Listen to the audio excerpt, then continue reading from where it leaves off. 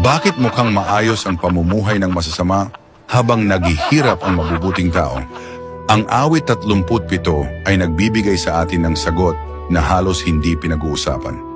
Tingnan ang sinasabi sa talata 1. Huwag kang mabalisa dahil sa mga manggagawa ng kasamaan, ni managhili ka man sa kanila na nagsisigawa ng kalikuan.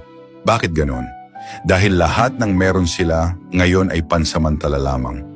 Inihambing sila ng salmista sa damo, berde lang saglit, pero di nagtagal ay pinutol at natuyo.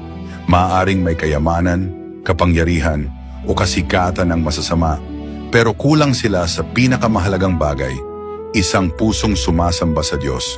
Sa kabilang banda, kahit kakaunti ang mayroon ang matuwid, nagtataglay sila ng pinakamagandang bagay, mga salita at pagpapala ng Diyos.